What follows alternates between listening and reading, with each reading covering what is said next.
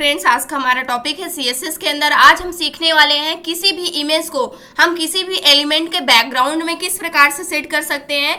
इस पॉइंट को आज हम सीखने वाले हैं सीएसएस के अंदर। अभी तक हमने किसी भी एलिमेंट के लिए क्या किया था, जो भी हमारे एलिमेंट होते थे उसके लिए सिर्फ हमने बैकग्राउंड कलर को सेट करना सीखा हुआ है। यानी बीजी कलर को हमने क्या करना हुआ, सीखा हुआ है, सेट करना हुआ कि हम अपने एलिमेंट को एक बैकग्राउंड कलर दे सकते हैं। वो कलर कोई भी हो सकता है।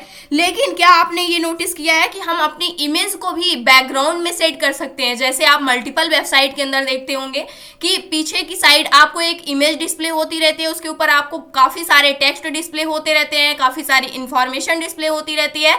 तो उस प्रकार से हम क्या कर सकते हैं, सेट कर सकते हैं अपने किसी भी इमेज को एज अ बैकग्राउंड सेट कर सकते हैं अपने एलिमेंट के लिए। तो इसके लिए हम किसका यूज करते हैं सीएसएस के अंदर, बैकग्राउंड इमेज प्रॉपर्टी का यूज करते हैं। कलर सेट करने के लिए बैकग्राउंड कलर प्रॉपर्टी का यूज करते हैं। अगर कोई इमेज सेट करनी है तो उसके लिए बैकग्राउंड इमेज प्रॉपर्टी का यूज करते हैं। तो सबसे पहले देखते हैं कि किस प्रकार से हम सेट करते हैं। तो इसका जो सिंटैक्स होता है, सबसे पहले आपको बैकग्राउंड इमेज लिखना होगा, इस प्रॉपर्टी को लिखना होगा और इसके नेम में आपको क्या देना होगा, यूआरएल देना होगा, या फिर जो आपकी इमेज होगी उसका पाथ सेट करना होगा। यानी कि कहां पर आपने उसको सेव किया हुआ है उसकी लोकेशन को आपको इसके अंदर कॉपी पेस्ट करना होगा, या फिर आपको जो आपने HTML की फाइल बना रखी है, सेम फाइल के अंदर अगर आपने अपनी इमेज को भी रखा हुआ है तो उसका नेम आपको यहाँ पर देना होगा। साथ में उसका जो एक्सटेंशन होगा वो भी लिया जाएगा। तो URL के अंदर क्या चीज हम सेट करने वाले हैं ये आपको समझ में आ गया होगा। तो सबसे पहले हम इसको सेट करके देखने वाले हैं।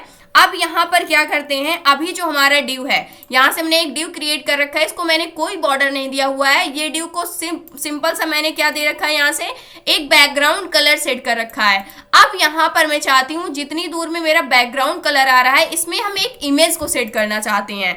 इतनी ही विड्थ एंड हाइट में इमेज को सेट करना चाहते हैं। तो हमारे पास एक इमेज है जिसको मैंने यहाँ पर डाउनलोड करके रखा हुआ है background.jpg नेम से। ये इमेज आपको डिस्प्ले हो रही है। इस इमेज को मुझे अपने डिव एलिमेंट के बैकग्राउंड में क्या करना है, सेट करना है। तो सेट किस प्रकार से करते हैं, सबसे पहले इसको सेट करने के लिए इसको हम ओपन करके रखते हैं। सेट करने के लिए हम यहाँ पर आ जाते हैं। मार्जिन ऑटो 0 ऑटो दे रखा है, यानी एलिमेंट को सेंटर में लाने के लिए मैंने दिया हुआ है।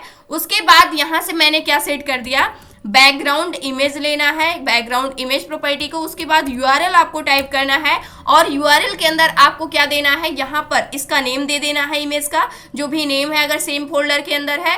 अदरवाइज आपको उस लोकेशन का नेम देना होगा यहाँ पर, यानी कि उसका एक पूरी की पूरी लिंक को क्या करना होगा, कॉपी पेस्ट करना होगा।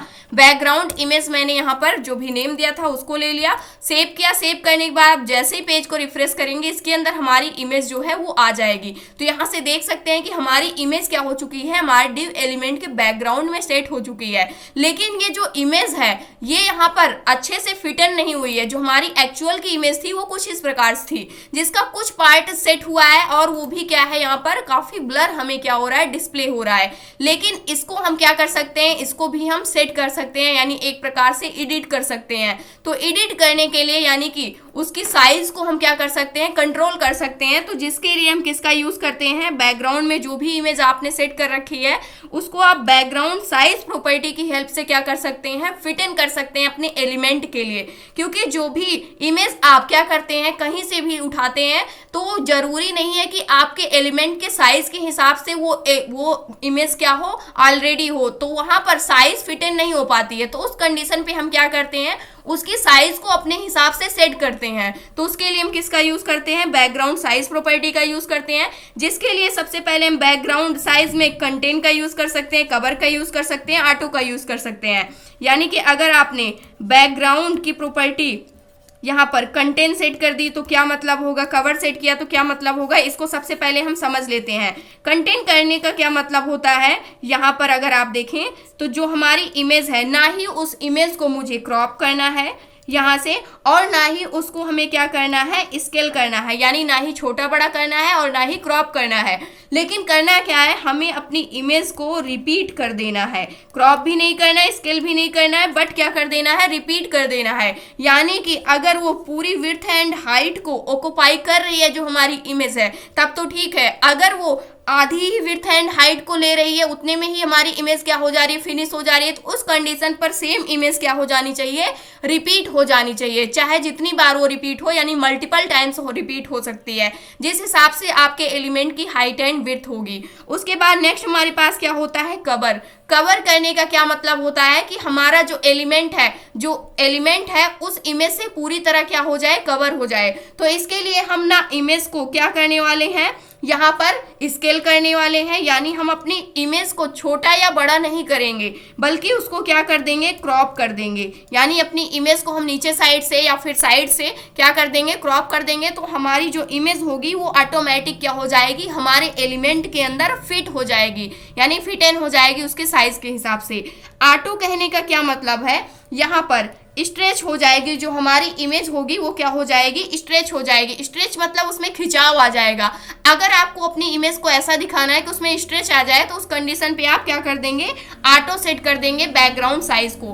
अब यहाँ पर सबसे पहले हम कंटेंट को करके देखने वाले हैं। तो अभी हमारी जो इमेज है कुछ इस प्रकार से डिस्प्ले हो रही है और जो एक्चुअल की इमेज है वो इस प्रकार से। अब जैसे ही मैंने यहाँ पर बैकग्राउंड साइज को क्या सेट कर दिया, बैकग्राउंड साइज को हमने लिया और यहाँ से मैंने क्या सेट कर दिया, कंटेंट सेट कर दिया।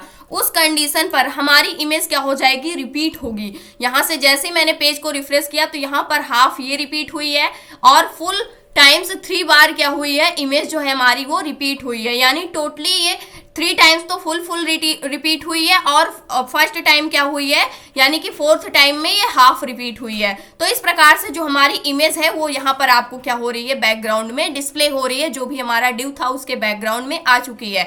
यहाँ से आप देख सकते हैं, अगर इसको हम 100% जूम पर रखते हैं तो इस प्रकार से हमारी इमेज क्या हो रही है, डिस्प्ले हो रही है अभी के लिए। लेकिन हम चाहते हैं कि एक सिंगल ही इमेज क्या हो, इस पर सेट हो, यानी मल्टीपल रिपीटेड इमेज मुझे नहीं चाहिए। लेकिन अगर आप रखना चाहते हैं तो आप ऐसा भी कर सकते हैं।